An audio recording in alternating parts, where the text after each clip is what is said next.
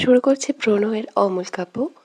মায়েরা সকাল সকাল উঠে ইরফানের জন্য এক কাপ ব্ল্যাক কফি বানিয়ে এনে সেন্টার টেবিলের ওপর রেখে দিয়েছে। ইরফান ঘরে নেই, মায়েরা রান্নাঘরে গিয়েছিল, একেবারে বানিয়ে এনেছে। আজ অনেকদিন পর করলা পেয়ে মেয়েটা খুব খুশি। করলা লবণ মরিচের দুটো বাটি সেন্টার টেবিলে রেখে সোফায় বসেছে মায়েরা।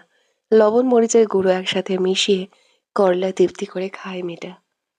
কিছু সময় পর ইরফান ঘরে প্রবেশ করে সরাসরি ওয়াশরুমে যেতে গিয়েও মায়রাকে দেখে থেমে গেল। মায়রা খুব মনোযোগ সহকারে করলা খেতে ব্যস্ত। ইরফানের মুখ বিকৃত হয় খানিক। মায়রা মুখ ভর্তি করলা চিবোতে চিবোতে ইরফানের দিকে তাকিয়ে ইরফানের এক্সপ্রেশন দেখে ভ্রু কুচকে তাকায়। টেবিলের উপর আরো 4টে করলা একটা বাটিতে রাখা। দ্রুত সেই বাটি হাতে নিয়ে দু হাতে ঢেকে নিল। মুখের টুকু শেষ করে ইরফানের দিকে চেয়ে বলে, এভাবে তাকাচ্ছেন কেন? একদম এগুলোর ফেলার চিন্তা করবেন না। আমাকে বাবা এনে দিয়েছে এগুলো। ইরফান মায়রার সামনে এসে দাঁড়ায়। দাঁতে দাঁত চেপে বলে, এসব অখাদ্য খাওয়া কোথা থেকে শিখেছ স্টুপিড? মায়রা মাথা উঁচু করে ইরফানের দিকে চেয়ে থাকে। মুখ বাঁকিয়ে বলে, এটা অখাদ্য নয়, এটা সবচেয়ে সুস্বাস্থ্য খাবার, বুঝেছেন? ইরফান বিরক্তি কণ্ঠে বলে, নো, এসব খাবে না তুমি। হ্যালো বলছি। মায়রা হাতের বাটিটা পেছনে লুকিয়ে নেয়। ছোট বাটির কোনায় কিছু করলা ব্লেন্ড করে রাখা আছে। মাথা নিচু করে মায়রা কিছু একটা ভেবে মিটিমিটি হাসলো। তাকে ফেলতে বলে মায়রা এবার বোঝাবে মজা।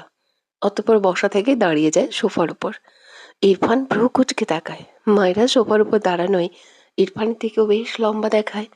ইরফান ভ্রু কুচকে কিছু বলার জন্য হা করতেই মায়রা বাটি থেকে বেটে রাখা করলার কিছু অংশ হাতে করে নিয়ে ইরফানের মুখে ঠুসে দেয়। ইরফান চোখ বড় বড় করে তাকায়। মায়রাকে আর কে পায়! করলার বাটি শক্ত হাতে ধরে সোফার উপর থেকে এক লাফ দিয়ে দৌড় লাগায়। ইরফান কেশে ওঠে, মুখ থেকে তরল অংশ ফেলে দেয়। মায়রার দিকে রেগে তাকায়। মায়রা দৌড়ে গিয়ে দরজার আড়ালে দাঁড়িয়ে ইরফানের দিকে তাকায়। ইরফান সমানে কাশছে। তরল হওয়ায় গলার ভেতর কিছু অংশ চলে গিয়েছে। মায়রাকে ধরার জন্য এগিয়ে যেতে গিয়েও পিছিয়ে এসে সোফায় বসে। কি জঘন্য এই করলা! এই স্টুপিডকে তো সে পরে দেখে নিবে। মায়রা ইরফানের এক্সপ্রেশন দেখেই চলে যেতে চেয়েছিল, কিন্তু ইরফানকে এভাবে কাঁচতে দেখে মায়রার মুখ থেকে হাসি মিলিয়ে যায়। দ্রুত দরজা ঠেলে ভেতরে এসে বেডের ওপর থেকে কয়েকটা চকলেট এনে ইরফানের সামনে দাঁড়ায়। ব্যস্ত হাতে চকলেট ছিঁড়ে ইরফানের মুখের সামনে ধরে বিচলিত কণ্ঠে বলে, এটা খেয়ে নিন, তাহলে আর খারাপ লাগবে না। ইরফান মুখের সামনে হাত নিয়ে আরো কয়েকবার কেশে নিল মায়রার দিকে তাকিয়ে। এরপর মায়রার হাত ধরে টেনে তার পাশে বসিয়ে দেয়। মায়রার হাত থেকে চকলেট নিয়ে সত্যি সত্যি মুখে পড়ল। এটা আসলেই প্রয়োজন? যে জঘন্য খাবার মুখে পড়েছে, এর রেশ না কাটলে বমি হয়ে যাবে নিশ্চিত। মুখে চকলেটটুকু চিবিয়ে গিলিয়ে নেয়। এরপর কিছুটা রেগে বলে, এসব বাদরামি অফ করবে না তুমি? মায়রা মাথা নিচু করে ঢোক গিলে মিনমিন করে বলে, সরি। বেশ কিছুক্ষণ পেরিয়ে যাওয়ার পরও ইরফানের কোনো রেসপন্স না পেয়ে মাথা তুলে তাকালে দেখলো ইরফান তার দিকেই চেয়ে আছে। মায়েরা জেব দিয়ে ঠোঁট ভিজিয়ে বলে, দেখুন, আপনি যেমন সিগারেট খান, আমি তেমন করলা খাই। এই দুটোর মধ্যে অখাদ্য আপনার ফেভারিট সিগারেট। আর আমার করলা শরীরের জন্য খুবই ভালো খাবার, শরীরে পুষ্টি দেয়। আর আপনার সিগারেট তো হার্ট পুড়িয়ে দেয়। তাহলে কোনটা অখাদ্য হলো আপনি বলুন? ইরফান চোখ ছোট ছোট করে তাকায় মায়রার দিকে। মায়েরা একটা যুক্তিগত উত্তর দিতে পেরে মনে মনে বেশ প্রফুল্ল হয়। ইরফান টেবিলের ওপর থেকে গ্লাস ভর্তি পানি নিয়ে মায়েরার সামনে ধরে বলে, মাউথওয়াশ করো। মায়েরার কৌতূহলী চোখ চেয়ে বলে, কেন? ইরফানের গম্ভীর স্বরে সহজ উত্তর, আমি বলেছি তাই। মায়েরা কথা বাড়ালো না। এমনিতেও তার পানি পিপাসা পেয়েছে। ইরফানের হাত থেকে গ্লাস নিয়ে পানি খেয়ে গ্লাসটি টেবিলের উপর রাখলো। এরপর ডান হাত উঠিয়ে ঠোঁটে লেগে থাকা পানি মোছার জন্য হাত উঠাতে নিলে ইরফান টান মেরে মায়রাকে তার কোলে বসায়। কোনো কথা ছাড়াই মায়রার দুহাত পেছনে নিয়ে তার দুহাতের মাঝে বেঁধে মায়রার ঠোঁটজোড়া আঁকড়ে ধরে। ইরফান চোখ ছোট ছোট করে থাকায় মায়রার দিকে। মায়রা একটা যুক্তিগত উত্তর দিতে পেরে মনে মনে বেশ প্রফুল্ল হয়। ইরফান টেবিলের ওপর থেকে গ্লাস ভর্তি পানি নিয়ে মায়রার সামনে ধরে বলে, মাউথওয়াশ করো। মায়রার কৌতূহলী চোখে চেয়ে বলে, কেন? ইরফানের গম্ভীর স্বরে সহজ উত্তর, আমি বলেছি তাই। মায়রা কথা বাড়ালো না।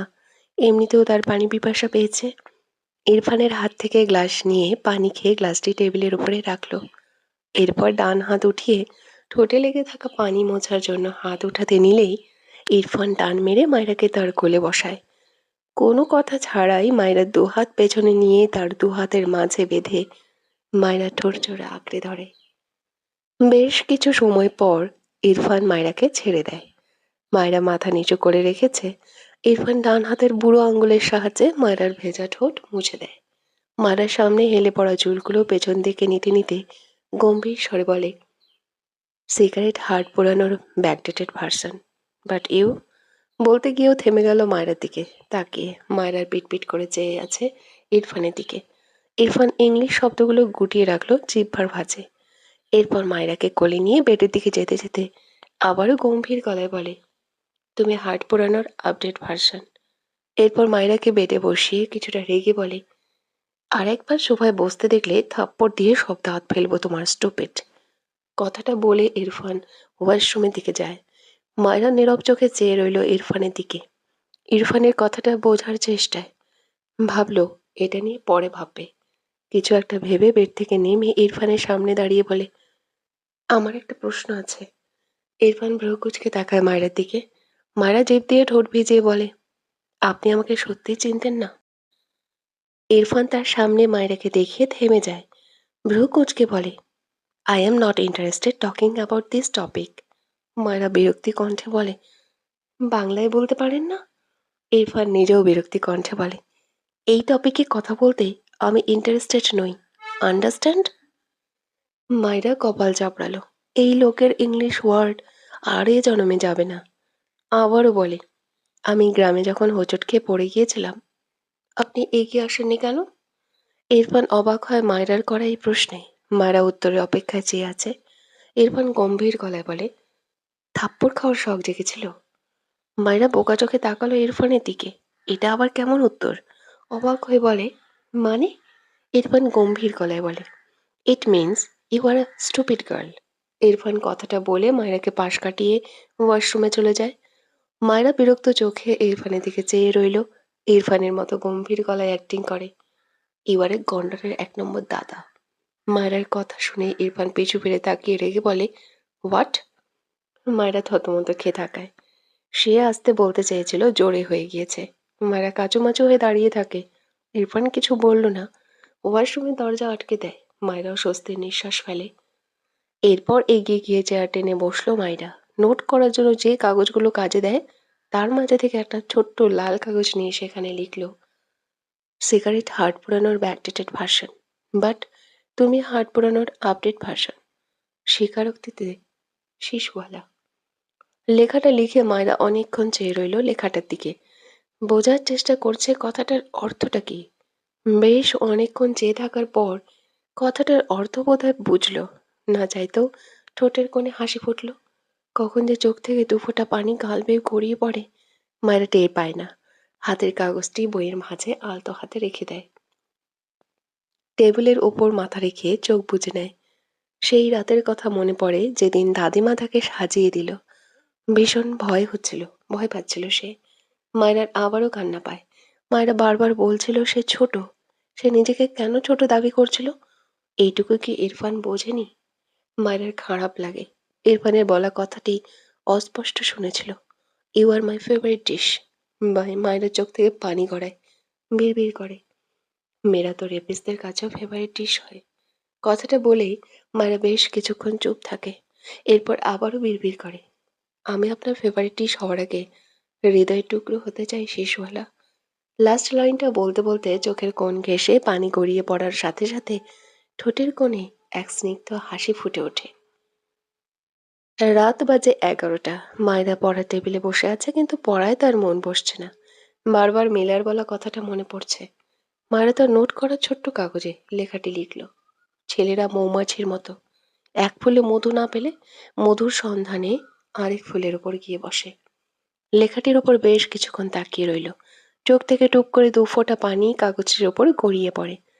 মায়েরা হাতের কলম দিয়ে লেখাটি কালো কালির আবরণে ঘষতে থাকে। পুরো লেখাটি একদম কালো কালির নিচে চাপা পড়ে গেল। মায়েরা বসা থেকে দাঁড়ায়।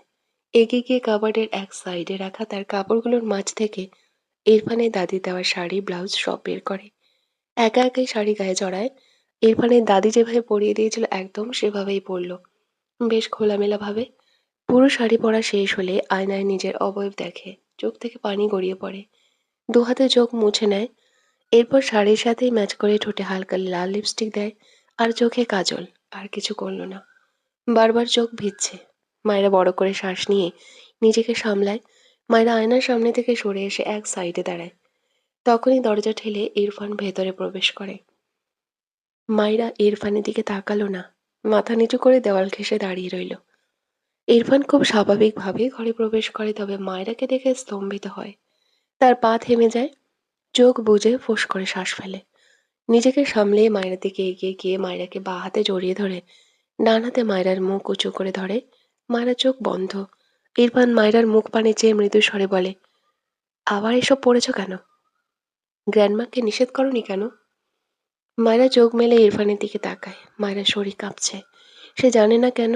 ইরফান বোধহয় বুঝল, কিন্তু সে ছাড়ল না মায়রাকে। দুহাতে মায়রাকে নিজের সাথে জড়িয়ে নেয়। মায়রার গলায় নাক ঘষে ছোট করে বলে, গ্র্যান্ডমাকে নিষেধ করে দেব, ডোন্ট ওয়ারি। মায়েরা ঢোক গেলে মিনমিন করে বলে, দাদিমা পড়িয়ে দেয়নি, আমি নিজেই পড়েছি। ইরফান মায়রার কথা শুনে অবাক হয়ে তাকায় মায়রার দিকে। মায়রা ঢোক গিলে নেয়। ইরফান মায়রাকে আবারও জড়িয়ে ধরে।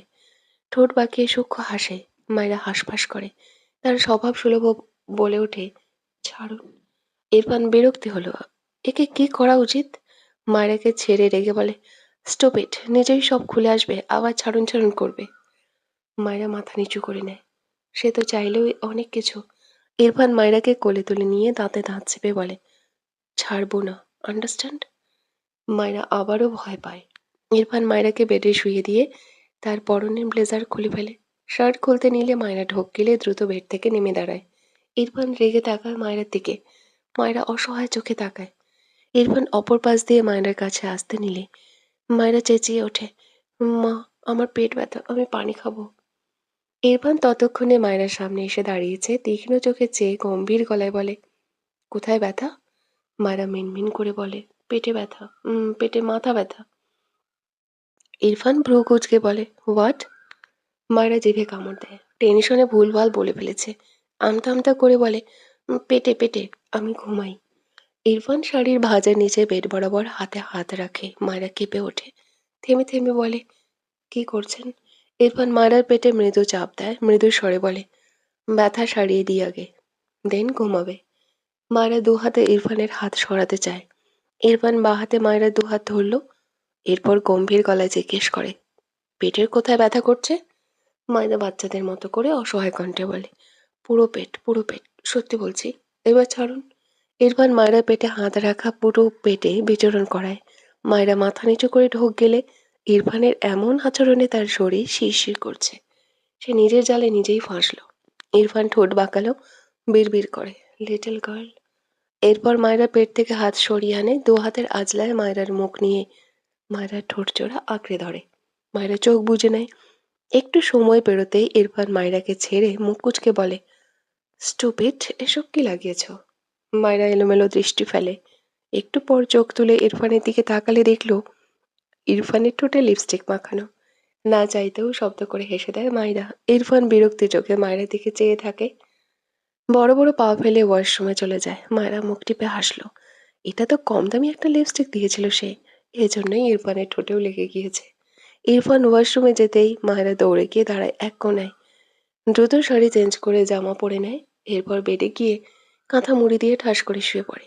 অনেক বড় হওয়ার কাজ করে ফেলেছে ভুল করে। এসব তার দ্বারা হবে না। মিলার বাচ্চার উপর রাগ হলো। কালকে কলেজে গিয়ে আগে ওকে লাথি দেবে। বেদম মহিলা একটা। আজ ভার্সিটি বন্ধ। শুদ্ধ ইরফানদের বাসাতেই। তার মা এখানেই আছে, তাই সেও আর তার বাড়ি যায়নি। তার মনে হাজারটা প্রশ্ন। ইরফানের সেই দিনের বলা কথাগুলো মনে পড়ে। মায়ের কোটিপতি হওয়ার ব্যাপার ইরফান 2 বছর আগেই জানে। এসবের উত্তর নিতে সে ইরফানের ঘরে এসছে। কিন্তু ঘরে এসে কিছু একটা মনে পড়তেই ইরফানের উদ্দেশ্যে বলে, সৌভিকের অবস্থা ভালো না রে, জানিস? ইরফান বেডের উপর বসে ল্যাপটপে কাজ করে, সাথে গা ছাড়া ভাব নিয়ে বলে, আই নো। শুদ্ধ চোখ ছোট ছোট করে তাকায় ইরফানের দিকে, তাকিয়ে বলে, ভাবুক ভঙ্গিতে বলে, প্রায় বছর খানেক আগে আমাদের গ্রামের কয়েকটা ছেলের এক চোখ করে তুই কানা করেছিলি, তাই না? ইরফান ভাবলেশীন ভাবে বলে, ইয়া। শুদ্ধ চোখ বড় বড় করে বলে, কি? তুই এসব কি করে বেড়াস? সৌভিকেরও সেম অবস্থা, তবে ওর চোখটা হয়তো বেঁচে যাবে। একটু থেমে বলে, মানুষের অঙ্গহানি করা ভালো কাজ নয় ইরফান। ইরফান বিরক্তি কণ্ঠে বলে, আমি ওদের 2 বার ওয়ার্ন করেছিলাম, অবাধ্য হয়েছিল, শাস্তি দিয়েছি, দ্যাটস ইট। এটা ওদের প্রাপ্য। ফালতু নলেজ ডিলিট করে রাইট নলেজ মাথায় নেই। শুদ্ধ রেগে বলে, আমি ঠিকই আছি, তুই ভুল। মানুষ অত বল। ইরফান রেগে তাকায় শুদ্ধর দিকে, দাঁতে দাঁত চেপে বলে, আমি ওদের ছোটখাটো শাস্তি দিয়েছি, প্রাণ তো নিইনি। শাস্তি দিয়ে লাইফের সুযোগ দিয়েছি। দেন ওরা আর বার্ড ফ্লাওয়ারকে ডিস্টার্ব করেনি। শুদ্ধ চোখ ছোট ছোট করে বলে, বার্ড ফ্লাওয়ার কি? ইরফান থতমত খেয়ে বলে, নাথিং। শুদ্ধ হিসাব মেলাতে ব্যস্ত হয়, ব্যাপারটা কি হলো? 1 বছর আগের কাজের সাথে বর্তমানের কাজের যোগসূত্র পাচ্ছে মনে হচ্ছে। তীর তো মায়ের দিকে যায়, আবার কি সব কাব্যিক নামও বলছে। শুদ্ধ ইরফানের সামনে বসে ইরফানকে খোঁচায়। ইরফান বেশ কিছুক্ষণ পর ল্যাপটপ অফ করে চোখ বুজে নেয়। বেশ কিছুক্ষণ পর শুদ্ধ ইরফানকে ঝাঁকিয়ে বলে, কিরে, কোন জগতে হারালি? আমি এবার একটু একটু বুঝেছি তোর আর মায়রার ক্যালকুলেশন। 1 লাইন বলিস আর 10 লাইন ভাবিস। কি খাপছাড়া কথা। এখন আমার প্রশ্নের উত্তর দে তো। ইরফান চোখ মেলে তাকায় শুদ্ধর দিকে। শুদ্ধ ইরফানের দিকে কৌতূহলী চোখে তাকিয়ে বলে, তুই মায়রাকে চিনেই বিয়ে করেছিস, ঠিক বললাম তো? শুধু চিনে না, একদম পছন্দের মানুষকে। Wow, how cute. Irfan bed থেকে নেমে দাঁড়ায়, 2 হাত প্যান্টের পকেটে রেখে ভ্রু কুঁচকে বলে, নো। শুদ্ধ বেডের উপর 2 পা তুলে ভাঁজ করে বসে, ভ্রু কুঁচকে বলে, ও হ্যাঁ, কিন্তু যা যা করলি ওর জন্য, এরপরও মায়েরাকে অন্য কেউ ভেবে বিয়ে করলি কেন? ইরফান গম্ভীর গলায় বলে, টেস্ট করতে চেয়েছিলাম অন্য কাউকে বিয়ে করে ওকে ভুলতে পারি কিনা।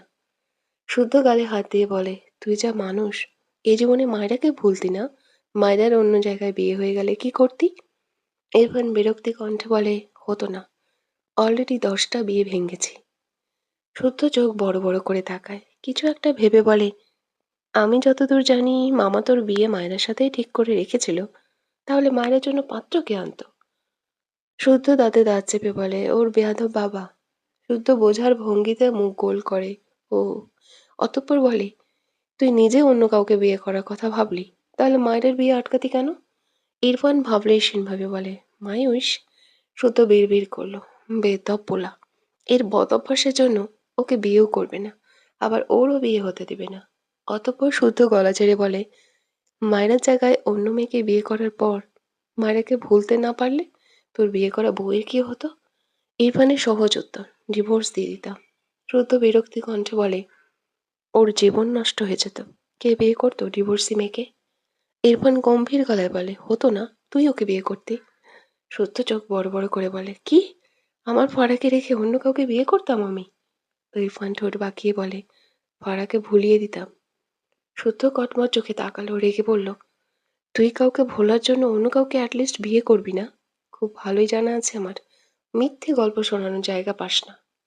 ইরফান সূক্ষ্ম হাসলো, অতঃপর বলে, জানিসই তো, তাহলে স্টুপিডদের মতো আস্ক করিস কেন? একটু থেমে ইরফান সিরিয়াস হয়ে বলে, আম্মু সিক হয়ে গিয়েছিল তাই বিয়ে করেছি, বাচ্চাকে মানতাম না। একটু থেমে আনমনে বলে, বার্ড ফ্লাওয়ার ছাড়া কাউকে মানতাম না। সেদিনই ডিভোর্স পেপার রেডি করতাম, উকিলের সাথে কথা হয়েছিল, দেন ওকে এক গুড পার্সনের সাথে বিয়ে দিয়ে দিতাম। বাট তার আগেই জেনেছি এটা ওই স্টুপিডটাই। শুদ্ধ মিটিমিটি হেসে বলে, এখন ডিভোর্স পেপার রেডি কর, মায়েরা তো বাচ্চা, আমি হেল্প করবো সোনা। ইরফান শুদ্ধ দিকে রেগে তাকায়, দাঁতে দাঁত চেপে বলে, শাট আপ। শুদ্ধ বেখেয়ালি থাকায় ঝাঁকি দিয়ে ওঠে, মুখ বেঁকিয়ে বিড়বিড় করে, পাইছে এক বালের আলাপ। ইরফান শুদ্ধর দিকে তাকিয়ে ঠোঁট বাঁকিয়ে বলে, তোকে বেঁধে রেখে তোর বউয়ের পিছে কুত্তা লেলিয়ে দেবো আমি। ইরফানের কথা শুনে শুদ্ধ চোখ বড় বড় করে তাকায়। এই কথা তো সে ইরফানের বিয়ের পরপর শুনেছিল।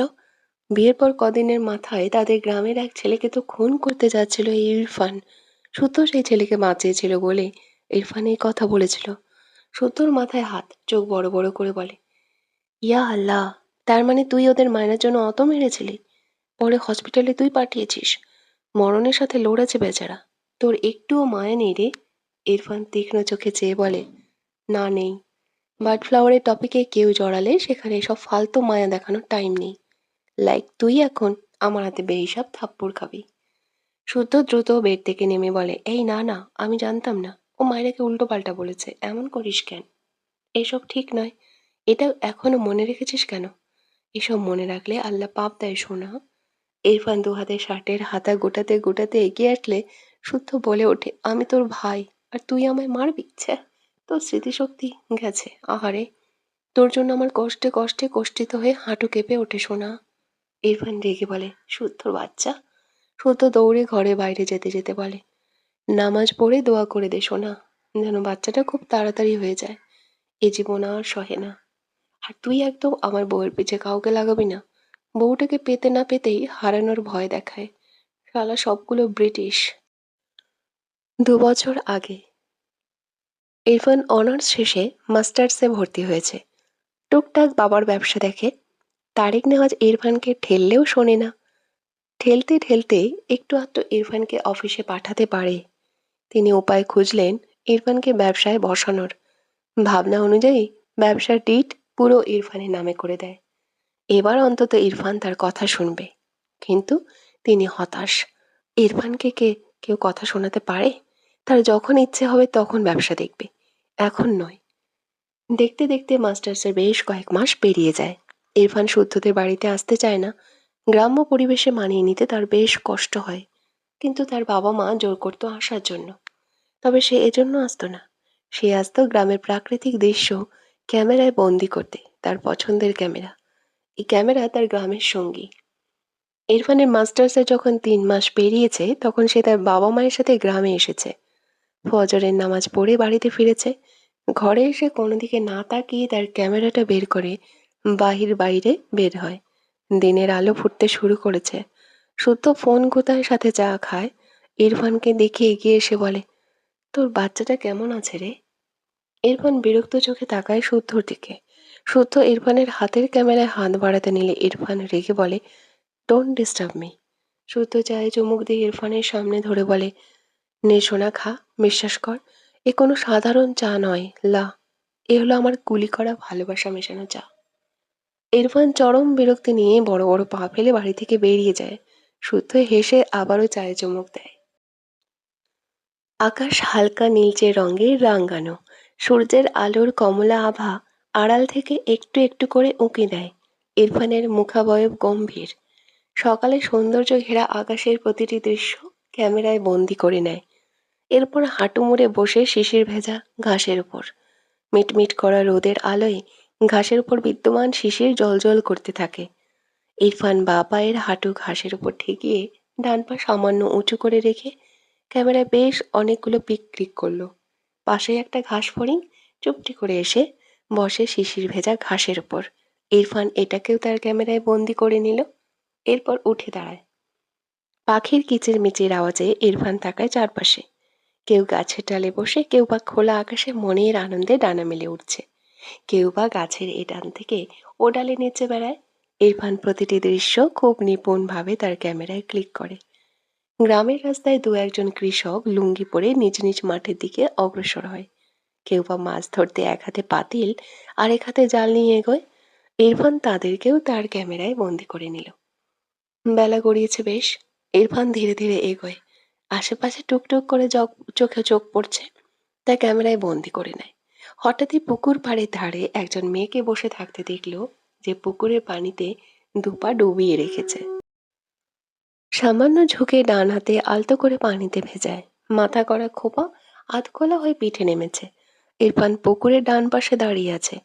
তার কাছে দৃশ্যটা এত সুন্দর লাগলো, সে সেখানে দাঁড়িয়েই পুরো 50টা পিক ক্লিক করেছে মেয়েটার। একটুর জন্য দৃষ্টি এদিক ওদিক হয়নি।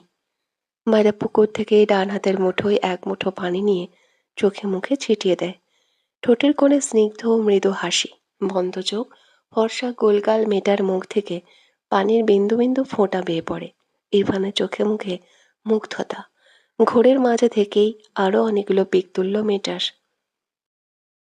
মায়েরা হাঁটু ওপরের দিকে তুলে এনে হাঁটুতে থুতনি ঠেকিয়ে পুকুরের পানির দিকে নীরব দৃষ্টিতে চেয়ে থাকে। ভীষণ শান্ত এক মেয়ে হয়ে চুপটি করে বসে থাকে, যার নড়চড় নেই কোনো। ইরফান অদ্ভুতভাবে চেয়ে থাকে মায়রার পানে। ঠোঁটের কোণে সূক্ষ্ম হাসি রেখা বিড়বিড় করে আওড়ায়, কিউট গ্রিন বার্ড ফ্লাওয়ার। বেশ কিছুক্ষণ পর মায়রা উঠে দাঁড়ায়, সামান্য নিচু হয়ে হাঁটুর নিচ পর্যন্ত গুটানো জুড়ি পায়জামা নিচে নামিয়ে দেয়। খোপা করা চুলগুলো সম্পূর্ণ খুলে যাওয়ার দু হাতে হাত খোপা করে নেয়। ইরফান এভাবেও মায়রার পিক ওঠায় অনেকগুলো। মায়রা চুলগুলো খোপা করে আশেপাশে তাকায়, এরপর এগিয়ে যায় বাড়ির পথে। ইরফান দেখলো মায়রা অনেকটা এগিয়ে গিয়েছে। সবুজ গোল জামা, সবুজ পায়জামা, সাথে সবুজ ওড়না পরনে মেটার। ভেজা পা জোড়া শুকনো মাটিকে ভিজিয়ে দেয়। মৃদু বাতাসে মায়রার জামা দুলে ওঠে, মাথা থেকে কাপড় পড়ে যায়। মায়রাকে যতক্ষণ দেখা যায়, ইরফান ততক্ষণ মায়রার পানে চেয়ে থাকে। মায়রা বেশ অনেকক্ষণ বসে থাকে। আজ তাকে তার সৎ বাবা অনেক কথা শুনিয়েছে। বাড়িতে মেহমান এসেছিল, তাই তার মা বেশ ভালো ভালো পদ রান্না করেছিল। মায়েরা তাদের টেবিলে বসে পেট পুড়ে খেয়েছিল। আর মাত্র দুবার খেলেই খাওয়া শেষ হয়ে যেত। তখনই তার সৎ বাবা তার প্লেট উল্টে ফেলে চিৎকার করে বলে, এই জীবনে খাসনি? তোকে বিদায় করতেই মানুষদের আসতে বলেছি, তারা আসার আগেই তুই খাবার খেয়ে নিলি। এই বাড়ি থেকে বিদায় হবি না তুই? ফ্রিতে গিলতে খুব মজা লাগে, তাই না? মাইরা মুখ ভর্তি খাবার নিয়ে মাথা নিচু করে বসে রইল। চোখ থেকে টপ টপ করে পানি গড়িয়ে পড়ে। এই জীবনটা আল্লাহ রেখে দেওয়ায় মায়ের এত কষ্ট হলো। সে কেন মরে যায় না? কবে মরবে আর? তার হায়াত এখনো কেন শেষ হলো না? তার সৎ বাবা সেখান থেকে প্রস্থান করলে মায়েরা এক দৌড়ে বাইরে বেরিয়ে মুখ ভর্তি খাবার ফেলে দিল। মুখের ভেতর ডান হাত দিয়ে বমি করার চেষ্টা চালায়। পেছন থেকে তার মা তাকে টেনে ধরে। মায়েরা কাঁদতে কাঁদতে তার মায়ের বুকে ঢলে পড়ে। সে মরে যেতে চায়, সে আর বাঁচতে চায় না। কথাগুলো ভেবে মায়েরা ফুঁপিয়ে ওঠে। তার টাকা থাকলে সেই লোকটাকে খাবারের মধ্যে ডুবাতো, তাকে খাওয়ার খোঁটা দিল। সন্ধ্যা নামবে নামবে ভাব। মায়েরা চোখ মুখ মুছে গাছতলা থেকে উঠে বাড়ির পথ ধরে। মুখে হাসি ফোটায়। যাওয়ার পথে পরিচিত যার যার সাথে দেখা হয় কথা বলে হেসে হেসে।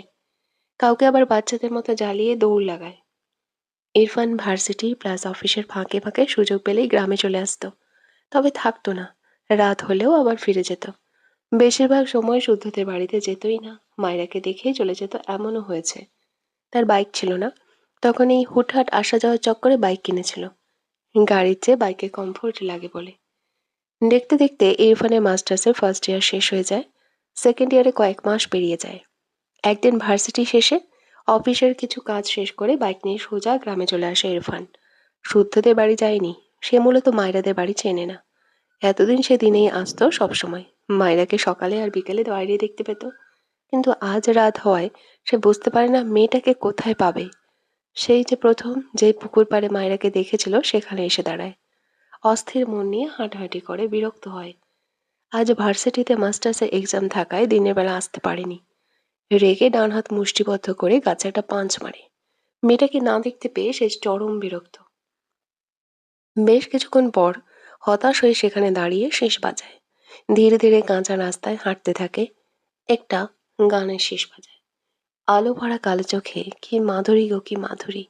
মনও চাহে যে ধরা দিতে, মনও চাহে যে ধরা দিতে, তবু সে লাজে সরে যায়। মধু মালতী ডাকে আয়। হঠাৎই তার কান সজাগ হয়, মেয়ে কণ্ঠে কেউ ডাকছে। শিশুওয়ালা বলে। ইরফান থেমে যায়, একটু আড়াল হয়ে দাঁড়ায়। অন্ধকার হয় তেমন স্পষ্ট দেখা গেল না, তবে চাঁদের আলোয় মায়রাকে দেখে চিনতে পারল সে। ইরফানের চোখে মুখে বিস্ময়। মায়রা শিশুওয়ালা বলে ডাকছে, সাথে এদিক ওদিক তাকিয়ে খুঁজছে। ইরফানের কাছে ব্যাপারটা বেশ ইন্টারেস্টিং লাগলো। সে যাকে খুঁজছে, তার যাকে ভালো লাগে, সেই বাচ্চা মেয়েটা তার শেষ শুনে তাকেই খুঁজছে। ইরফান আড়াল থেকে বেরিয়ে আসে, তবে মায়রার দিকে ফেরে না। উল্টো ঘুরে শেষ বাজাতে বাজাতে তার বাইকের দিকে এগিয়ে যায়। মায়রা এমন ছেলের অবয়ব দেখে স্থির হয়ে দাঁড়িয়ে যায়, সাথে সেই শীষ। সে আবারও ডাকলো, শিশওয়ালা। ইরফান এগিয়ে গিয়ে বাইকে উঠে বসে, কিছুটা আওয়াজ করে বলে ওঠে, ইয়া। কথাটা বলে আবারও শীষ বাজাতে বাজাতে বাইককে এক টান দেয়। ইরফানের কাছে মায়রার ব্যাপারটা ভীষণ ইন্টারেস্টিং লাগে। সে সিদ্ধান্ত নিয়েই রেখেছে মায়রার অ্যাটলিস্ট 17 বা 18 বছর হলেই বিয়ে করবে। এতদিনে বাচ্চা মেয়ের এই ছোট বয়স থেকে বড় হওয়া পর্যন্ত তার ভেতরকার একটা নতুন অনুভূতি, এটার সূচনা থেকে ইরফান এনজয় করতে পারবে। ইরফান সেদিন শুদ্ধদের বাড়িতেই ছিল। এরপর পরদিন সকাল সকাল শুদ্ধদের বাড়ি থেকে বেরিয়ে তাদের বাড়ির উদ্দেশ্যে রওনা হয়। গ্রামের গণ্ডি থেকে বেরোনোর আগেই রাস্তায় মায়রাকে দেখে বাইক থামায়, মাথায় হেলমেট। ওভাবেই গম্ভীর চোখে মায়রাকে দেখছে সে। মেয়ে ভীষণ চঞ্চল, খই ফোটার চেয়েও মুখ বেশি চলছে মায়রার। সাথে মায়রার সাথে হাজারটা দুষ্টুমি। এর উপর ঢলে পড়ছে হাসতে হাসতে। ইরফান চোয়াল শক্ত করে মায়ের দিকে তাকালো। এত বেশি কথা বলা মানুষ ইরফানের পছন্দ নয়। শুধু পছন্দ নয় এমন না, সে এই ধরনের মানুষকে টোটালি সহ্য করতে পারে না। স্কুল লাইফে এমন অনেক চঞ্চল মেয়ে বা ছেলে তার সাথে কথা বলতে আসলে সে মুখ ফিরিয়ে রাখত। কেউ বেশি জোর করলে তাকে থাপ্পড় মেরে দিত। এজন্য ইরফানকে অনেকেই বিরক্ত চোখে দেখত। ইরফান সেসবকে পাত্তা দিত না। শুদ্ধর ব্যাপারটা আলাদা। ছোট থেকেই শুদ্ধর সাথে একসাথে পড়ছে, শুদ্ধ একা একা কথা বলে, ইরফান কখনো চুপ থাকে, নয়তো রেগে জায়গা প্রস্থান করে।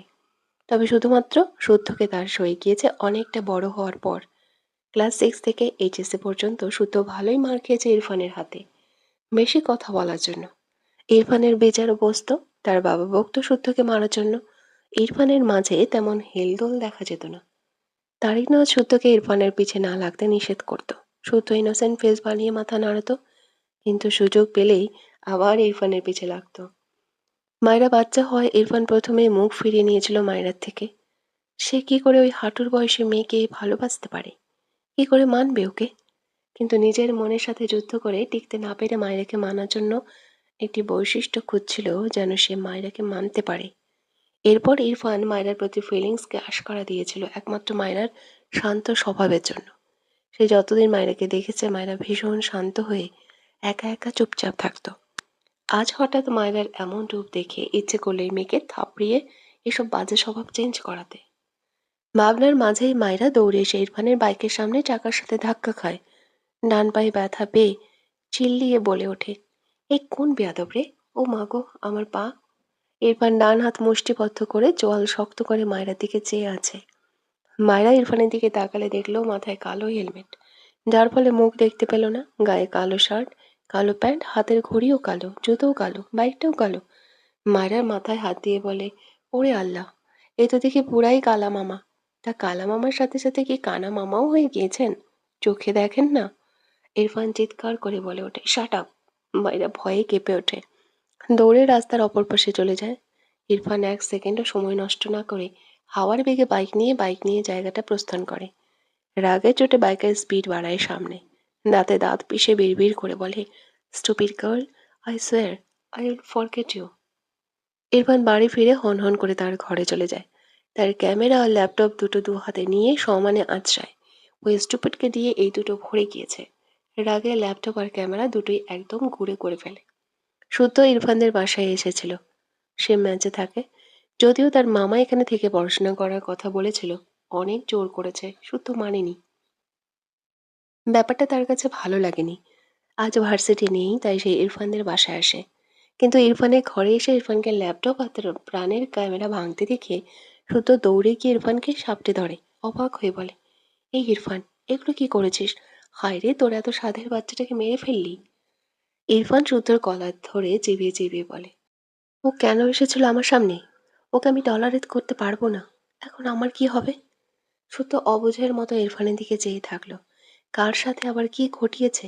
ইরফান শুদ্ধকে ছেড়ে তার ঘরের ভেতরে আরেকটি ঘরের ভেতর গিয়ে ঠাস করে দরজা লাগিয়ে ভেতরে যা যা ছিল সব টেনে টুনে ছিঁড়ে ফেলে। সবগুলো ঘরের মাঝখানে এনে পকেট থেকে লাইটার বের করে সব জ্বালিয়ে দেয়, খুলে দেয়। তবুও বন্ধ করে ধোঁয়া সব বেরিয়ে যেতে পারে না। দরজার ওপাশ থেকে শুদ্ধ দরজা ধাক্কাতে ধাক্কাতে বলে, ইরফান কি করছিস? দরজা খোল! কি আছে এখানে? কি পোড়াচ্ছিস? ইরফান একটা কথাও বলল না। যতক্ষণ সব পড়ে ছাই না হয়ে যায় ততক্ষণ ইরফান সেদিকেই একদৃষ্টে তাকিয়ে রইল। সব পুড়ে ছাই হয়ে গেলে ইরফান ঘর থেকে বেরিয়ে আসে। শুদ্ধ ইরফানকে অক্ষত দেখে স্বস্তির নিঃশ্বাস ফেলে। ভেতরে উকি দিয়ে দেখলো কিছুই নেই, নর্মাল সব। ঘরের মাঝখানে ছাইয়ের স্তূপ। ইরফান তার বেডের উপর জুতো পায়ে নিয়ে চিৎপটাং হয়ে শুয়ে পড়ে। চোখ বুজে নেয়। শুদ্ধ ইরফানকে কিছু বলতেই তার আগেই তারেক নেওয়াজ ঘরে এসে ল্যাপটপ আর ক্যামেরার এই অবস্থা দেখে বিস্ময় দৃষ্টিতে তাকায়। ক্যামেরা যাক, বাট ল্যাপটপে কত ডকুমেন্টস ছিল। ভীষণ রেগে যায় তিনি। ইরফানকে অনেক কথা শোনায়। ইরফান শুনেছে কিনা, তবে কোনো প্রতিক্রিয়া দেখায়নি। ল্যাপটপ ভাঙার কারণে ইরফানদের ব্যবসায় কিছুটা লস হয়। তারেক নেওয়াজ এরপর থেকে ইরফানের পার্সোনাল ল্যাপটপ থেকে সব অফিস আর তার ল্যাপটপে কালেক্ট করে রাখে। এই মাথা পাগল ছেলের জন্য আরো কত কি করতে হবে কে জানে। ইরফান সেদিনের পর থেকে আর গ্রামে যায়নি বললেই চলে। তার কানে এসেছিল মায়রার বাবা মায়রাকে বিয়ে দিতে চায়। কথাটা শুনে ইরফানের ইচ্ছে করলো সেই বাপকে গিয়ে কোরবানি করে দিয়ে আসতে। এরপর ইরফান গ্রামের একটি পরিচিত ছেলেকে মায়রার একটা পিক দেখিয়ে বলে এর জন্য পাত্র আসলে তাকে যেন খবর দেওয়া হয়। ইরফান মায়রার ব্যাপারে কিছু শোনেনি কখনো, এমনকি নামটা পর্যন্ত না।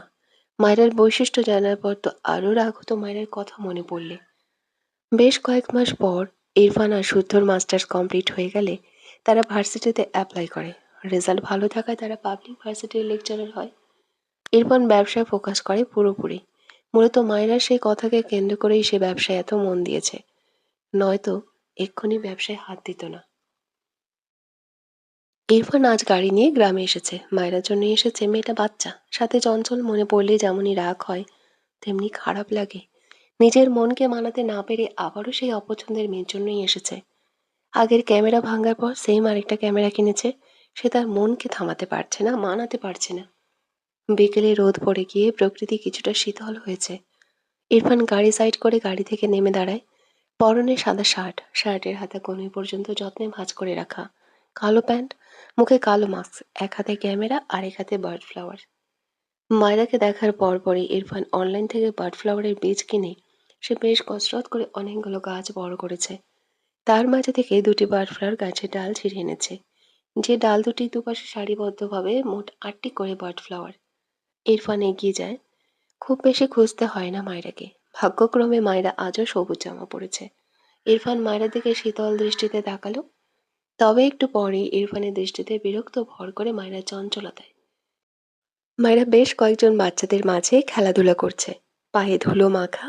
ইরফান ইচ্ছে করলো আগে একে ঠাঁটিয়ে ইচ্ছে মতো থাবড়ে মানুষ বানাতে। মায়রার বয়স তখন 14 বছরের একটু বেশি।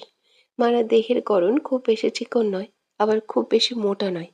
বয়স কম হলেও মায়ের গ্রোথ ভালো থাকায় মায়েরাকে অন্যান্যদের চেয়ে বেশ বড়ই লাগে। এরপর নিজের বিরক্তি নিজের মাঝে চেপে একটা 5 বছরের বাচ্চার হাতে বার্ড ফ্লাওয়ারের ডাল হাতে দিয়ে মায়েরাকে হাত দিয়ে দেখিয়েও দেয় আর বলে এটা মায়েরাকে দিয়ে দিতে। পকেট থেকে বেশ কয়েকটি চকলেট বাচ্চাটির হাতে দিয়ে বলে তার কথা যেন না বলে। বাচ্চাটি সব মেনে নিয়ে মায়েরার দিকে দৌড় দেয়। ইরফান সোজা হয়ে দাঁড়ায়, মায়ের দিকে তাকায়। মেয়েটা ঘেমে গিয়েছে, তবু লাফঝাপ থামানোর বন্ধ নেই। ইরফানের বিরক্তির মাত্রা বাড়ছে বই কমছে না, সাথে রাগও হচ্ছে। মেয়েটা শান্তশিষ্ট হলে কি খুব ক্ষতি হতো। বাচ্চা ছেলেটি মায়রার হাতে বার্ড ফ্লাওয়ারের ডাল দুটি ধরিয়ে দিলে মায়রা বাচ্চাটির হাত থেকে সেগুলো নেয়, ভ্রু কুচকে বলে এগুলো কে দিল তোকে। বাচ্চাটি বলতে গিয়েও থেমে যায়। বাচ্চা ছেলে তাকে একজন চকলেট দিয়ে বলতে নিষেধ করেছে, সেও বলবে না, তাই কিছু না বলেই দৌড় দেয়। মায়েরা ডাকলেও শোনে না। মায়েরা অবাক হয়, হাতে ডাল দুটির দিকে তাকালে অবাক হয়, এত ইউনিক জিনিসের আগে দেখেনি। মারার মনে হলো ডালে ধরে থাকা সবুজ পাতাগুলো এক একটা মুড়িয়ে মুড়িয়ে নিখুঁত হাতে বানানো টিয়া পাখি, যার মাঝে প্রাণ নেই, তবে ভীষণ সুন্দর। তার মনে হয় টিয়া পাখির মতো দেখতে এই টিয়া ফুলগুলো এক্ষুনি তার সাথে কথা বলবে বলবে ভাব। মারার মুখে হাসি ফুটে ওঠে। তার পাশে থাকা বান্ধবীদের দেখায়, সকলেই বেশ অবাক হয়। মারা তার বান্ধবীদের রাস্তা থেকে নেমে একটি মাঠে যায় যেখানে মানুষজন নেই তেমন। এরপর সেখানে ঘাসের উপর বাম ভাঁজ করে বসে। তার দুপাশে তার বান্ধবীরা বসে। মায়েরা খোপা করা চুলগুলো খুলে যায়, কিছুটা চুল সামনে হেলে আসে, মুখে হাসি, দু হাতে বার্ড ফ্লাওয়ার। ইরফান দূর থেকে মায়েরার প্রতিটি ভাবভঙ্গি তার ক্যামেরায় বন্দি করে নেয়। ইরফানের চোখে মুখে মুগ্ধতা, ঠোঁটের কোণে স্বচ্ছ সূক্ষ্ম হাসি। মায়ের পানে মুগ্ধ দৃষ্টি নিবদ্ধ করে রেখে বিড়বিড় করে জীবন্ত বার্ড ফ্লাওয়ারের কোলে ঘুমন্ত বার্ড ফ্লাওয়ার, সো কিউট। হঠাৎই ইরফানের মুখ থেকে হাসি মিলিয়ে যায়। মায়ের দিকে চেয়ে চোখ মুখ মুহূর্তেই কেমন শক্ত হয়ে যায়। মায়েরা তার হাতে থাকা ডাল থেকে বার্ড ফ্লাওয়ারগুলো একটা একটা করে ছিঁড়ে তার বান্ধবীতে দিচ্ছে। ইউনিক জিনিস আর ভীষণ কিউট। মায়েরা সবাইকে ভাগ করে দিল। সব শেষে তার কাছে থাকলো তিনটে। সেগুলো তার হাতে নিয়ে সবাইকে টাটা বলে মাঠ থেকে রাস্তায় উঠে আসে। ইরফান চোয়াল শক্ত করে মায়ের দিকে চেয়ে আছে। সে ভালোবেসে তার বার্ড ফ্লাওয়ারের জন্য এগুলো এনেছে, আর এই স্টুপিড তার ভালোবাসা সবার মাঝে বিলিয়ে দিচ্ছে। ইরফান রাগ চেপে রাখতে না পেরে সর্বশক্তি দিয়ে হাতের ক্যামেরা ছুঁড়ে ফেলে। মায়েরা খুব খুশি। দূরে ছিল না, ক্যামেরাটা একদম তার সামনে গিয়ে পড়ে। মায়েরা দুপা পিছিয়ে যায়, এক্ষুনি তার পায়ের উপর এসে পড়তো এটা। মায়েরা চোখ তুলে তাকালে এক অপরিচিত লোককে দেখল। মুখটা দেখতে পায় না, মুখে মাস্ক থাকায়। গেটআপ দেখে বুঝলো এটা শহুরে ছেলে, আর ক্যামেরাটাও এদিক থেকে আসলো, লোকটারই হবে। এইভাবে মায়েরা নিচু হয়ে ক্যামেরাটা তুলে ইরফানের সামনে এসে দাঁড়ায়। ইরফান দুহাত মুষ্টিবদ্ধ করে মাথা নিচু করে চোখ বুজে আছে। মায়েরা গলা ছেড়ে বলে, ভাইয়া, এটা কি আপনার? ইরফানের রাগের মাত্রা বোধহয় এবার 16 গলা পূর্ণ হলো। ভাইয়া সে? সে তার বার্ড ফ্লাওয়ারের ভাইয়া? Like seriously? এই মেয়ে আর 2 মিনিট তার সামনে থাকলে থাপ্পড় খেতে খেতে আজ মরবে। ইরফান চোখ বুজেই দাঁতে দাঁত দাঁত দাঁত চেপে চিৎকার করে ওঠে, আউট! এত জোরে ধমক মায়ের কাছে আনএক্সপেক্টেড ছিল। মেয়েটা ভয়ে কেঁপে ওঠে। হাত থেকে ক্যামেরাও পড়ে যায়। কোনো দিকে না তাকিয়ে দৌড় লাগায়। এমনিতেই চেনে না জানে না, তবু হেল্প করতে আসলো। উল্টে তাকিয়ে কি জোরেই না ধমক দিল লোকটা। যাওয়ার আগে মায়েরা পিছু ফিরে শব্দ করে বলে ওঠে, আদব নেই শালা বেয়াদব। ইরফান কথাটা শুনতেই জ্বলন্ত চোখে তাকায় মায়রার দিকে। মায়রা জান হাতে নিয়ে দৌড়ে প্রায় অদৃশ্য হওয়ার পথে। ইরফান দাঁতে দাঁত পিষে বলে, I will kill you, stupid girl. Irfan মায়রাকে ভুলে যাওয়ার মিশনে নেমেছে বলতে গেলে, কিন্তু পারছে না। তার এত অশান্তি লাগে। নতুন নতুন কলেজ লেকচারার হয়ে স্টুডেন্টদের উপর অর্ধেক ঝাল মেটায়। মেজাজ সবসময় গরম থাকে, এ তো নতুন নয়, কিন্তু এই অশান্তি আর নেওয়া যাচ্ছে না। ইরফান আবারও গ্রামে যায় মায়রাকে দেখতে। সেই চঞ্চল মেয়েকে দেখে ইরফানের ভীষণ রাগ হয়। সে এসব হ্যাবিট নিতে পারে না। এই মেয়ে তার আশেপাশে থাকলে তার অজান্তেই মেয়েটা তার হাতে ঠিক কত যে মার খাবে, এটা ভেবে নিজেরই গলা শুকিয়ে আসে। সে নিজেকে চেনে। এখন কি করবে? না পারছে এগোতে, না পারছে পেছাতে। ইরফান আবারও গ্রামে আসে, মাঝে মাঝে মায়রাকে দেখে। প্রায় রাতে সেই পুকুর পাড়ে গিয়ে শীষ বাজায়। ইরফানের নিজেকে এতটা অসহায় লাগে। সে এমন অদ্ভুত কেন? তার নিজের উপরে ভীষণ রাগ হয়। সে মায়রাকে চায়। বাচ্চা মায়রাও তাকে চায়। বাট ইরফান মায়রাকে নিজের কাছে আনতে পারছে না, কেমন এক বিশ্রী অনুভূতি। এক রাতে পুকুর পাড়ে প্রায় অর্ধেক রাত পর্যন্ত বসেছিল। পুরো 15টা সিগারেট একেবারেই শেষ করে। রাতের মিটমিট করে জ্বলতে থাকা তারা আর চাঁদের আলোয় পুকুরে পানি টলটল করে। ইরফান স্পষ্ট দেখতে পায় এই টলটল পানিতে মায়রার মায়াবী মুখটা, ভাসা ভাসা মুখ। মৃদু হাওয়ায় গাছের পাতার সাথে সাথে পুকুরের পানি মৃদু দোলে। সাথে জ্যোৎস্নায় মাখা মায়রার মায়াবী মুখ। ইরফানের ঠোঁটের কোণে সূক্ষ্ম হাসি ফুটে ওঠে, বিড়বিড় করে, তুমি আমার দূরে থাকা অপছন্দের এক চঞ্চল হরিণী, যাকে ছোঁয়ার তৃষ্ণা আমার হৃদয়ে এক তাণ্ডবময় অস্থিরতা জাগায়, যা আমি চাইলেও থামাতে পারি না বার্ড ফ্লাওয়ার। ইরফান মায়রাদের বাসা চিনত না। সে পুকুর পাড় থেকে হাঁটতে হাঁটতে একটা উঠানে চৌকি দেখে সেখানে শুয়ে পড়তো। মাঝে মাঝে এখানে এসে শুয়ে পড়তো। তার ক্যারেক্টারের সাথে এটা একদম মানায় না। যেখানে সে রাস্তার পাশে বসতেই 10 বার ভাবে, সেখানে কার না কার চৌকি পাতা, সেখানে এসে শুয়ে পড়তো, শীষ বাজাতো। মাঝে মাঝে নিজের অবস্থান বুঝতে পেরে দ্রুত জায়গা প্রস্থান করত। এক রাতে ইরফান আবারও পুকুর পাড়ে এসে শীষ বাজায়। সেদিন সে আবারও শুনতে পায় মায়েরার ডাক। ইরফান ঢোক গেলে মায়েরা দৌড়ে এসছে। ইরফান অন্ধকারে দাঁড়িয়ে থাকলো। মায়েরা হঠাৎই হোঁচট খেয়ে পড়ে যায়, ডেকে ওঠে, শিশুওয়ালা। ইরফান এগিয়ে যেতে গিয়েও যায়নি। তার মায়েরাকে দেখলে রাগ হয়। মেয়েটা তার হাতে শক্ত মার খাবে। এই মেয়েটা চঞ্চল না হলে নিশ্চয়ই সুন্দরভাবে আসতো। এমন দৌড়ে আসতো না, আর এভাবে পড়েও যেত না। ইরফানের রাগ মাথা চাড়া দিয়ে ওঠে, ইচ্ছে করলো আগে একে উঠিয়ে 4টে থাপ্পড় দিতে। এগোলো না। মায়ের সামনে একটি কুকুরকে দেখিয়ে ইরফানের রাগ তরতর করে বেড়ে যায়। কুকুরটি মায়ের দিকে এগোলে ইরফান চোখ বড় বড় করে তাকায়। সে বার্ড ফ্লাওয়ারকে আঘাত করবে বলে বিয়েটাই করছে না, আর এই কুকুর তার বার্ড ফ্লাওয়ার দিকে পা বাড়াচ্ছে। কত বড় সাহস! দাঁতে দাঁত চেপে উচ্চারণ করে, ডিসগাস্টিং। কুকুরটি ইরফানের কথা শুনেছে কিনা মায়ের পাশ দিয়েই দৌড় দেয়। ইরফান সময় নষ্ট করলো না, বড় বড় পা ফেলে তার বাইকে উঠে পড়ে মায়ের থেকে অনেকটা দূরত্বে। এরপর হাওয়ার বেগে জায়গাটা প্রস্থান করে। ইরফান মূলত কুকুরের পিছু নিয়েছে। কিছু দূরে যেতেই দেখলো কুকুরটি এক গাছের নিচে বসে হাঁপাচ্ছে। তার পাশে দুটো কুকুরছানা, যেন তারা তার মায়ের সেবা করছে। ইরফান যে রাগ নিয়ে এসেছিল তাতে কিভাবে যেন পানি পড়ল। সে আর এগোলো না কুকুরটির দিকে। বেশ অনেকক্ষণ সময় নিয়ে শুধু তাকিয়ে রইল কুকুর ছানাসহ বড় কুকুরটির দিকে। তার চোখে মুখে অসহায়ত্ব। সে তার বার্ডফ্লাওয়ারকে এভাবে আদর করে ছুঁয়ে দিতে পারে না। ভীষণ খারাপ লাগে তার। তার বিপরীত ধর্মীর মায়েরাকে দেখে তার ভীষণ রাগ হয়। ইরফান বেশ কিছুক্ষণ পর আবারও মায়রার এখানে আসে। যেখানে মায়রা পড়ে গিয়েছিল এসে জায়গাটা ফাঁকা দেখল। ইরফান আশেপাশে তাকিয়ে খুঁজল মায়রাকে। কোথাও দেখতে না পেয়ে একটা দীর্ঘশ্বাস ফেলে। এগিয়ে গিয়ে তার বাইকের উপর উল্টো দিকে দুদিকে দিয়ে বসে। পকেট থেকে সিগারেটের প্যাকেট আর লাইটার বের করে পুরো 5টি সিগারেট পোড়ায়। এরপর বাইকের উপর কোনো রকমে শুয়ে দুহাত মাথার নিচে রাখে। বাম পা ভাঁজ করে রেখে ডান পা বা পায়ের উপর রাখে। এরপর চোখ বুজে মলিন সুরে গেয়ে ওঠে, তোমাকে ছোঁয়ার নেই তো আমার সাধ্য, দেখতে পাওয়া সেই তো বড় ভাগ্য। মনটা অবাধ্য হচ্ছে প্রায়শ, কষ্টের বোঝা বেড়েই যাচ্ছে ক্রমশ। ঘুম চলে যায় তোমার চোখে বেড়াতে। থেমে যায় ইরফান, দৃষ্টি জোড়ায় অসহায়ত্ব। চোখের মণি দুটি অন্ধকার আকাশ পানে। বার্ডফ্লাওয়ারকে ছোঁয়ার সাধ্য তার নেই, ছুতে গেলেই যে আঘাত পাবে। কি করে এগোবে ইরফান? আকাশ পানে যেয়ে বিড়বিড় করে, সরি বার্ডফ্লাওয়ার। তারেক নেওয়াজ ইরফানকে রাজি করাতে পারছে না মায়রাকে বিয়ের ব্যাপারে। অনেকদিন থেকে বলেছে কিন্তু ইরফান শোনে না। ওদিকে মায়রার সৎ বাবা মায়ের জন্য 2 দিন পর পর পাত্র আনে। তারেক নেওয়াজ চিন্তিত তিনি কি করবেন এবার। মনে মনে পরিকল্পনা করলেন কিছু। তারেক নেওয়াজ রুমা নেওয়াজ ইরফানকে নিয়ে ত্রিনা বেগমের বাড়িতে যায়। তারেক নেওয়াজ এবার আটঘাট বেঁধেই এসেছে। সে এবার মায়ের সাথে ইরফানের বিয়ে দিয়েই ছাড়বে। ভাবনা অনুযায়ী তিনি ইরফানকে বলে বিয়ের কথা। ইরফান তো মানবে না। সে এবার রুমা নেওয়াজকে অসুস্থ হওয়ার অ্যাক্টিং করতে বলে। ইরফান ওপর থেকে যেমনই হোক ভেতর থেকে নরম, বিশেষ করে কাছের মানুষদের জন্য। মা অসুস্থ হয়েছে শুনলে ইরফান অবশ্যই বিয়ে করবে।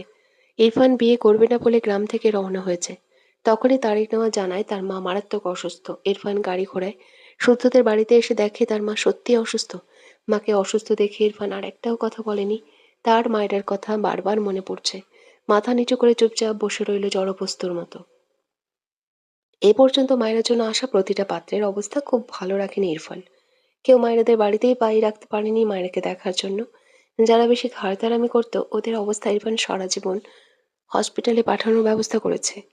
তারেক নওয়াজ ইরফানের মাথায় হাত বুলিয়ে মৃদু স্বরে বলে, বিয়ে করলে তোমার জীবন সুন্দর হবে। ইরফান তার মাথা থেকে বাবার হাত ঝাড়া মেরে দাঁতে দাঁত চেপে বলে, don't touch me. Tareq Nawaz কিছু বললেন না। ছেলে বিয়েতে রাজি হয়েছে এই অনেক। ইরফান হঠাৎই বসা থেকে দাঁড়িয়ে তার বাবার দিকে চেয়ে বলে, বিয়ে করলে লাইফ সুন্দর হয়? তারেক নওয়াজ বোঝানোর স্বরে বলে, হ্যাঁ অবশ্যই। ইরফান ভ্রু কুঁচকে বলে, তুমি চাও তোমার লাইফ সুন্দর হোক? তারেক নওয়াজ না বুঝেই বলে, হ্যাঁ অবশ্যই চাই। ইরফান গম্ভীর গলায় বলে, ওকে। কথাটা বলে ইরফান তার মায়ের সামনে দাঁড়িয়ে বলে, আরেকটা মেয়ে দেখো আম্মু, বাবা বিয়ে করতে চাইছে। ইরফানের কথা শুনে রোমা নেওয়াজ সহ তারিক নেওয়াজ হতভম্ব হয়ে যান। রোমা নেওয়াজ দ্রুত শোয়া থেকে উঠে বসেন। ইরফান তীক্ষ্ণ চোখে এতক্ষণ অসুস্থ আর ভান করা সুস্থ মাকে দেখল। অতঃপর হঠাৎই চিৎকার করে বলে, এসব ফালতু কাজ করে আমাকে বিয়ে দিতে চাইছো? ফান করছো আমার সাথে? ইরফানের এভাবে কথা বলায় রুমা নেওয়াজের এবার সত্যি প্রেশার হাই হয়ে যায়। অবস্থা ভালোই খারাপ হয়। ইরফানও বুঝে যে তার মায়ের অবস্থা খারাপ হয়েছে। তার মা অসুস্থ শরীরে ইরফানের কাছে আবদার করে সে যেন বিয়েতে রাজি হয়। ইরফান অসহ্য করে এক অনুভূতি নিয়ে বিয়েতে রাজি হতে বাধ্য হয়। ইরফান শক্ত হয়ে সোফায় বসে আছে। রাগে মাথা সহ পুরো বডিতে যেন আগুন জ্বলছে। তার সামনেই সোফা টেবিলের উপর তার বাবা মায়ের ফোন একসাথে রাখা। ইরফান রাগে ফোন দুটো সর্বশক্তি দিয়ে আঁচড়ে ফেলল। ফোন দুটো পুরো গুঁড়ো গুঁড়ো হয়ে যায়। তারেক নেওয়া ছেলে রাগ দেখে অবাক হয় না। ইচ্ছের বিরুদ্ধে বিয়ে করছে, একটু আধটু রাখবেই। দুটো ফোনের বিনিময়ে বিয়েতে রাজি হলেও কোনো প্রবলেম নেই। ইরফানকে কিছু বলতে গিয়েও তারেক নেওয়া জিভ গুটিয়ে নেয়। একটু আগের বলা ছেলের উদ্ভট কথা শুনে আর কাছে গেলেন না। কি সাংঘাতিক ছেলে তার, নিজের বাবাকে বিয়ে দিতে চায়। ইরফান বেশ কিছুক্ষণ সময় নিয়ে নিজেকে শান্ত করে। এরপর শুদ্ধর ঘরে গিয়ে শুদ্ধর বেডে শুয়ে পড়ে। শুদ্ধ তার বেডে শুয়ে আছে।